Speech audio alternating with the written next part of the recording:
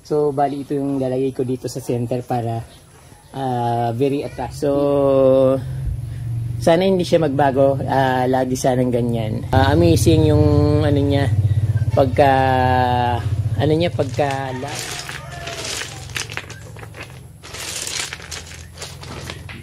may syngonium, meron epicea, coleus.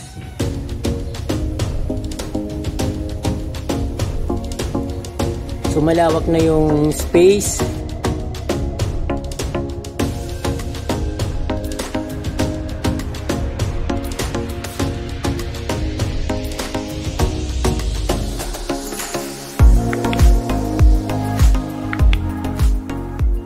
Magandang araw sa inyo mga ka-From D. I'm back and welcome back sa Certified From D channel. At ngayon po ay gagawin ko yung aking garden at syempre papakita ko sa inyo kung ano yung outcome ng aking ginawa. So napakaganda niya ka-From D at sigurado ma-inspired ulit kayo maghalaman. Medyo malawak na siya ng konti dahil tinanggal ko yung nasa gitna. But bago ang lahat ay ini-invite ko muna kayong mag-subscribe sa aking YouTube channel at pindutin yung notification bell para updated po kayo sa aking mga bagong post na videos. So ayun ka-From D, papakita ko po sa inyong napakaganda kong garden dito. Medyo may pagka-Japanese inspired siya. Hindi ko na siya masyadong kinapalan yung halaman kasi pangit yung tinitingnan kapag masyadong congested or masyadong makapal yung mga plants. Mas maganda yung medyo maaliwalas tingnan. At ito na nga yung ginawa ko ka-From D. At tara, at samahan nyo ako. Gagawin ko yung garden at sana magustuhan nyo at ma-inspired kayo. Let's go! Our hearts beat to the city streets. We began to feel the fire. We rise like tall buildings as the chemicals they take us higher. The night's young, it has just begun as she puts her hand in mine. We wanna kiss the night, wanna dance to the light, pull the stars from the sky, just two hearts running wild. Never sleep, never stop, as we shout from the top. We're gonna be two hearts running wild.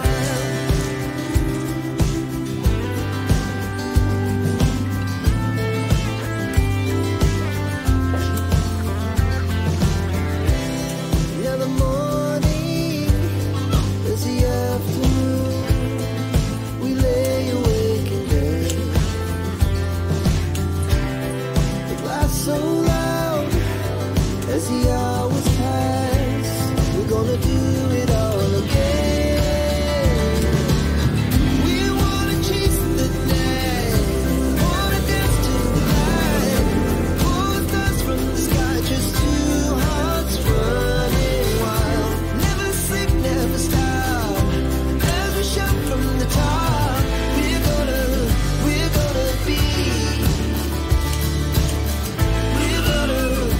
gonna be two hearts running wild. Sobrang ganda nito. Masyado siyang makapal. Kaya lang tag-ulan naman, madali naman silang lumago. Kaya okay lang na putulin ko.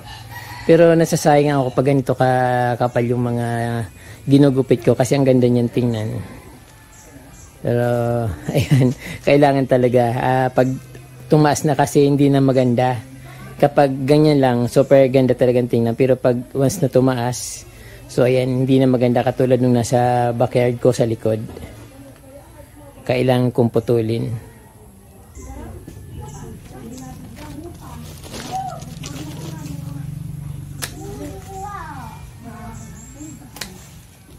Nawala na rin yung ano ko dito. Yung ay natabunan. Yung tiang gubat.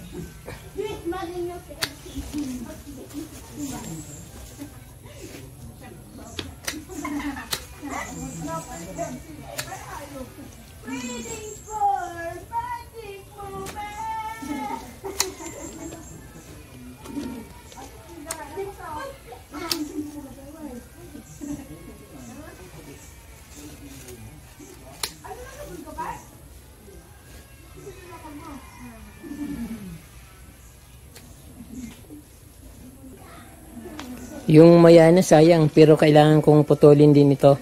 Magtanim na lang ako dun sa gilid. Maulan naman.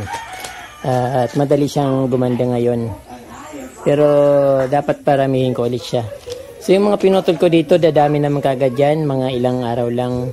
Osbong na yung mga ano yan, mga sanga.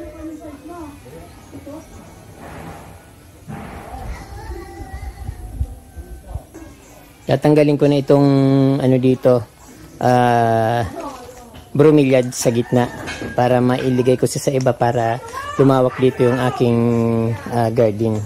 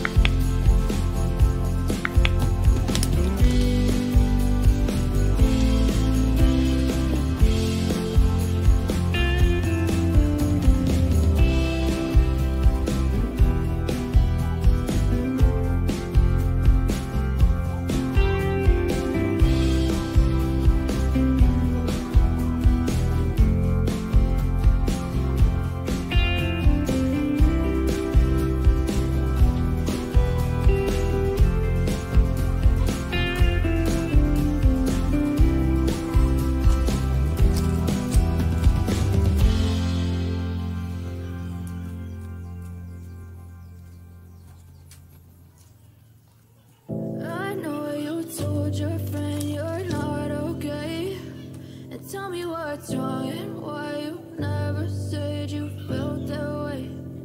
Guess you're trying to stay strong and fake a smile until I look away. But I've known you too long, it hurts to watch your blue eyes fade to gray as you fade away. As you fade away. Yeah, I'm about to fade away, 'cause every time I wake up I feel like Ito kaplong ilalagay ko sa center. Napakaganda niyang tingnan at siyempre pulang-pula yung ano yung pinaka ano niya dito, sobrang ganda, basta pag nasa personal sobrang ganda kaplong. So bali ito yung lalagay ko dito sa center para very attractive.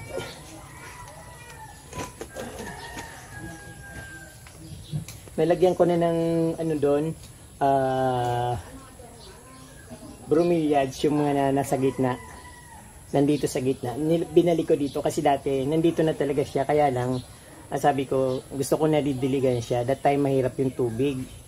Kaya ginitna ko siya dahil kailangan niyang madiligan. So ayun.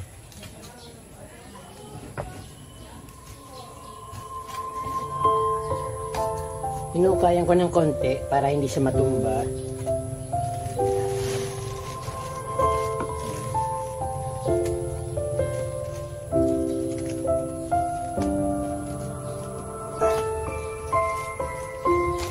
Wow, super.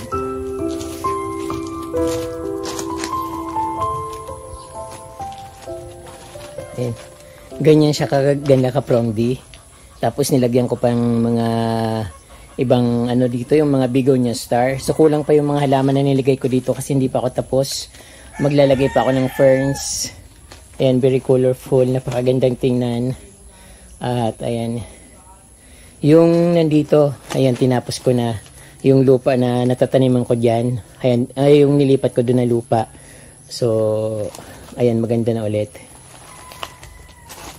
Yung mga begonia star na tinanggal ko, so itatanim ko siya sa mga gilid-gilid yan kung saan maisisingit siya. Kasi maliliit lang naman.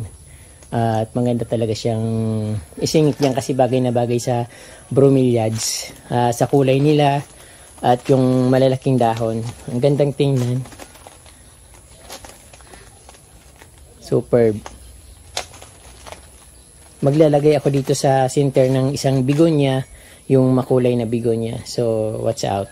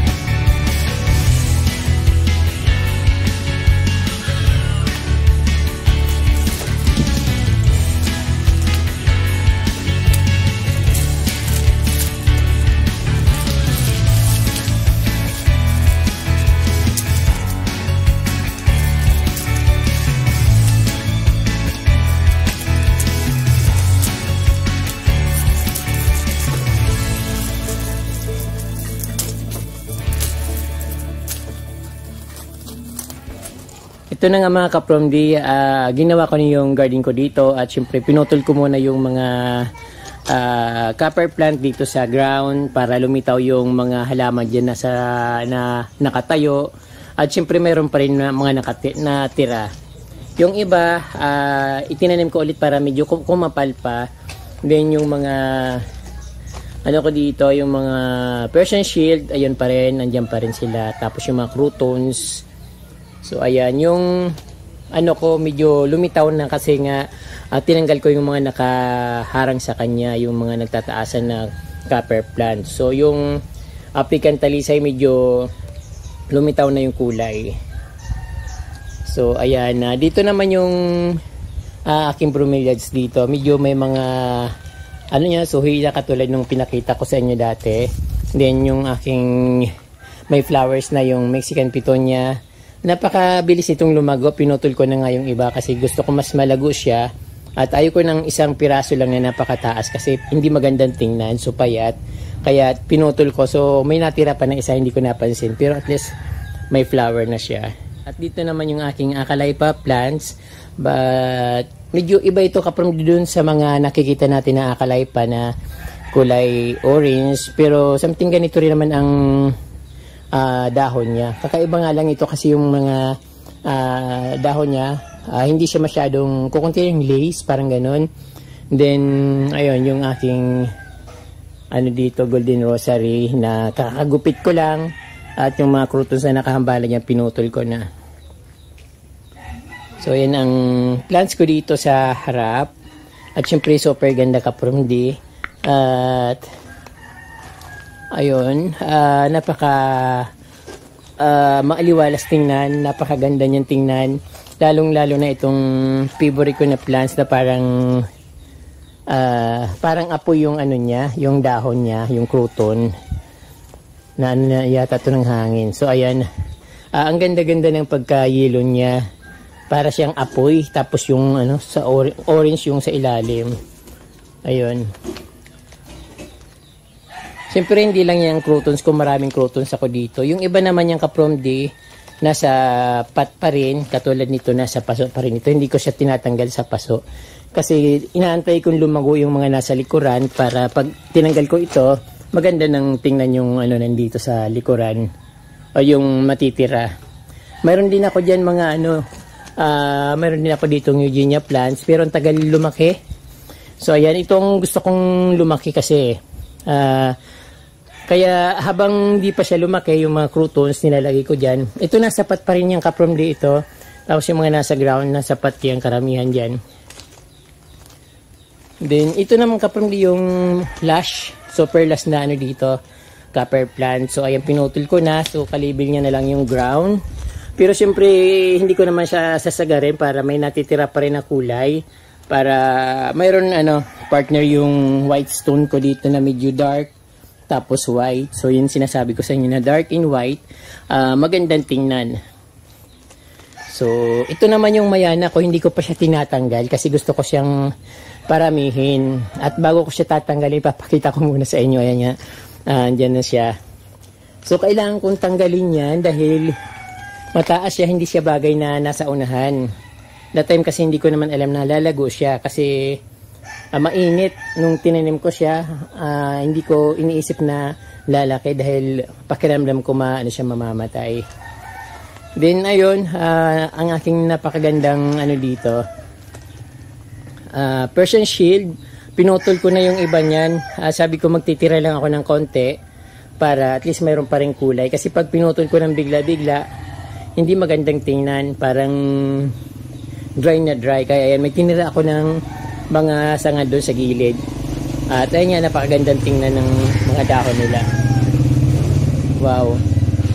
Amazing yung niya. Pagka lush. Talagang lalaki ng mga dahon niya.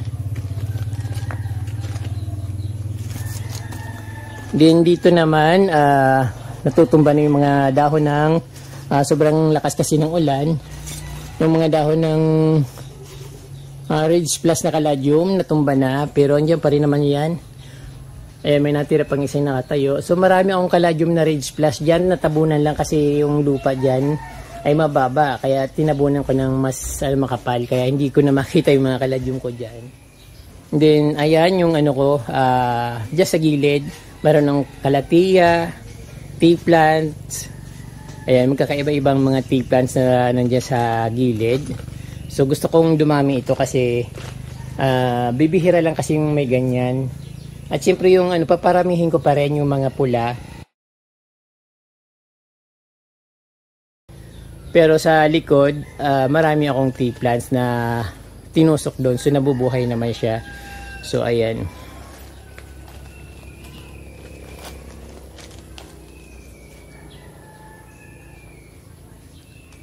Yung mga pikara ko dito kaprom diyan dyan pa rin sila. Yung iba naman, nagkulay green. Hindi ko na pala ito na asikaso. Ayan, nalulubog na sa tubig, sa baha. Yan, yung kulay green na yung kasi hindi siya nainitan. Pero later on, hindi ko lang nakita. Hindi ko na siya naayos. Later on, gagawin ko siya. Then, ayan yung pikara plants ko dito.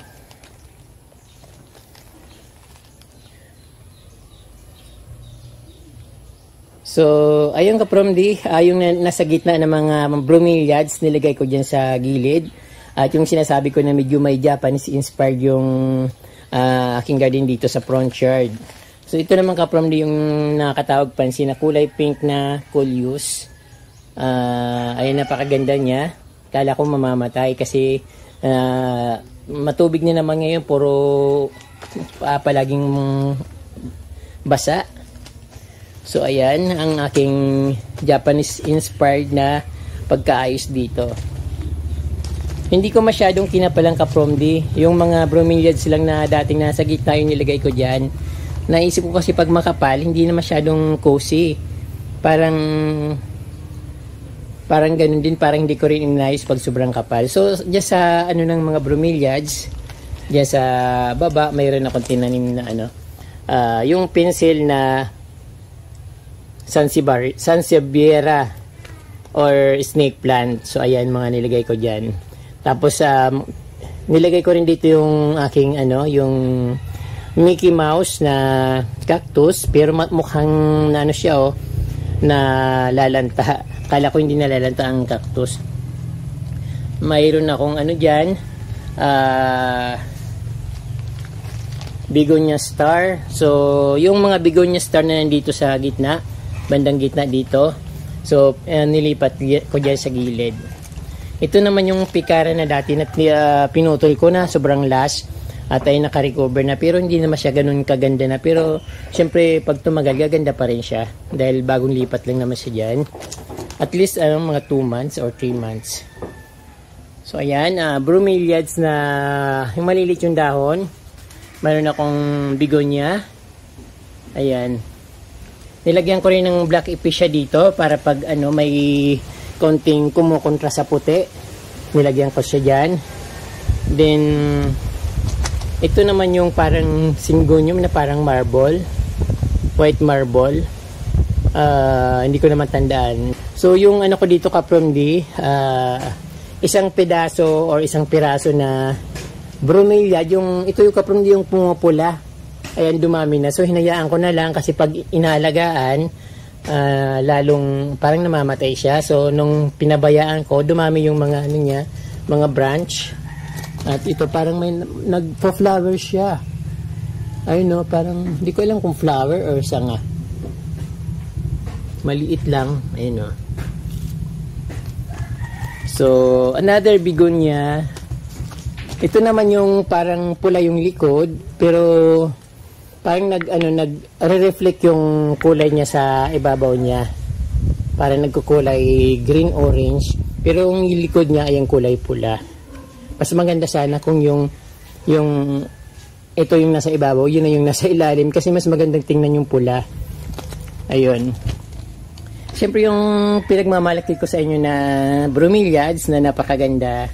Ayan, ang ganda ng kulay niya, ang laki at ang taba niya. So, sana hindi siya magbago, lagi sanang ganyan. Then, yung another favorite ko na bromeliad, napakaganda niya ring kulay. Napakaganda ng kulay niya. Ay napaka-lush din. Pero nag-isa lang kasi yung Kaprom D. Mayroon pang isa dun, pero parang ganito lang yung kulay parang, pero something siguro pareho lang yung kasi ito kasi naarawan, yung isa hindi. Ayan, naglagay din ako ng konting dyan, ferns, pero removable naman siya kasi nasa pot lang. So lahat naman yung Kaprom D removable. Pwede kong tanggalin, pwede kong palitan anytime kasi nakapaso naman lahat yan. Ang naka-direct soil lang naman dyan yung mayana, yung bromeliad na pencil. Ayan.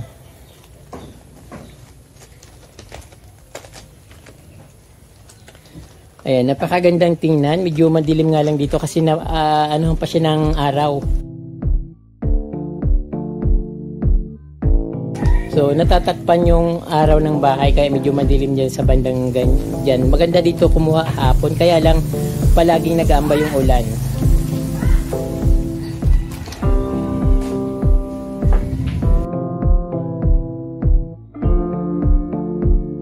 So ito pa rin Kaprom D yung aking dito, Mexican pitonia. So hindi ko pa naputol, sabi ko puputulin ko, pero okay naman, bagay naman siya dahil siya dyan sa nakapalamuti siya dyan sa bromeliads. Ayan. At syempre yung aking dito, garlic vine, hindi na lumaki. Ganyan pa rin. Dati nung lipat ko siya dyan, biglang dami yung talbos niya, pero ngayon dyan na lang ko ang liit-liit. Tapos meron din ako mga Kaprom D sa itaas, may mga bugis din ako sa itaas. At yung iba flowering, yung iba na natigil na sa pagbubulaklak dahil madalas ang ulan. Ay ayun.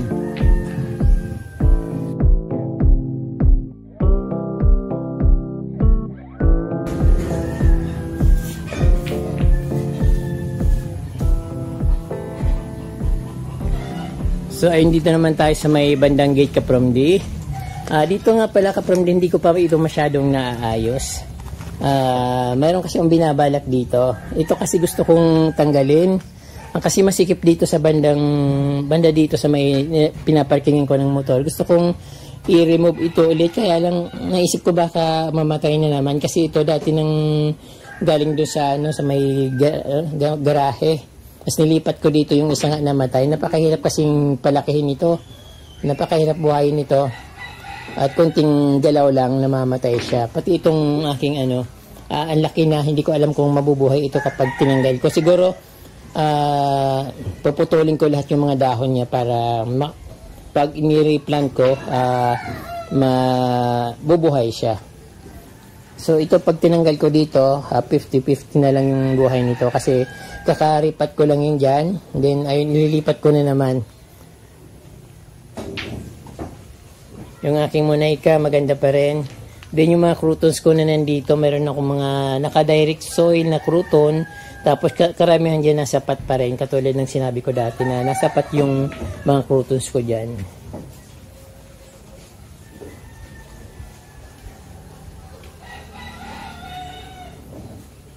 So dito naman sa bandang gate Kapromdi, medyo inano ko lang yung halaman para magkaroon naman ng postura.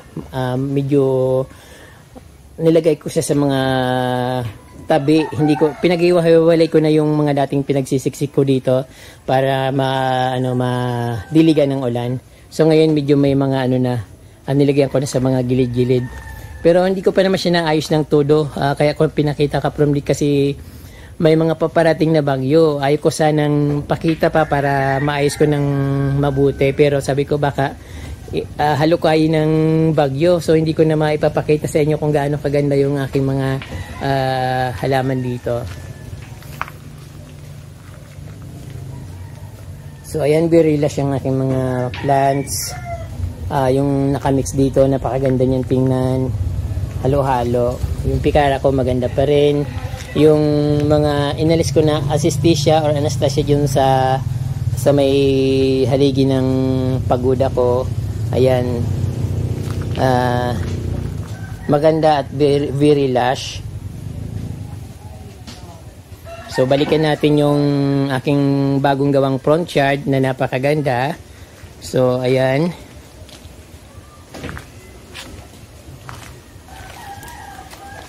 Mexican Pitonia, Bromeliads.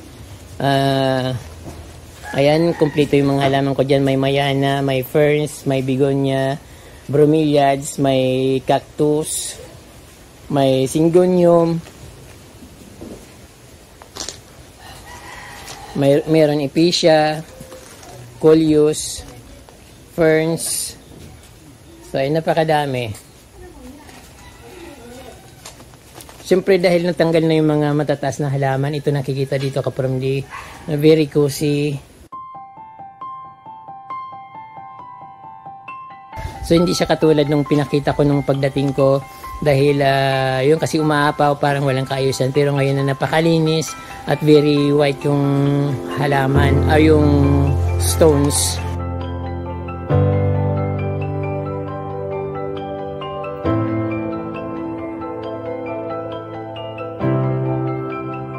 Wala siyang grass pero gusto ko rin yung grass, kaya lang dito Kapromdi mababa yung lupa, so kailangan talaga mga bato kasi pag walang bato hindi makakalabas kapag umuulan dahil bumabaha dito.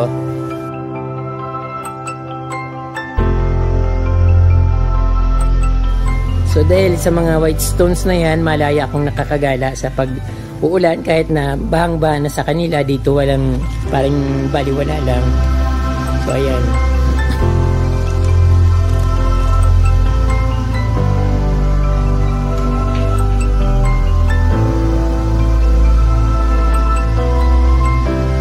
Malawak na yung space, wala na sa gitna. At siyempre kapag umalis ako, lalagay ko ulit yung bromeliads dyan sa gitna para madiligan sila. Ayan.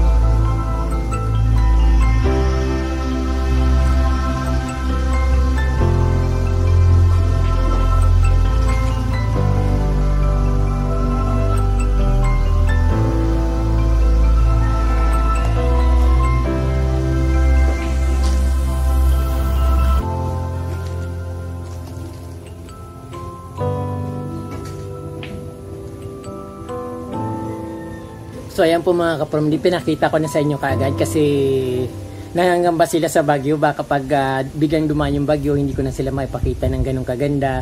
Kaya yan, inunahan ko na. So ayun mga ka-PROMD, maraming po salamat sa inyong panunood at sana'y nagustuhan nyo at nakakuha kayo ng konting idea. And syempre huwag nyo kalimutan mag-subscribe at pindutin po yung notification bell para updated po kayo sa aking mga bagong post na videos. Maraming po salamat. Muchas gracias. Indus Mabalos.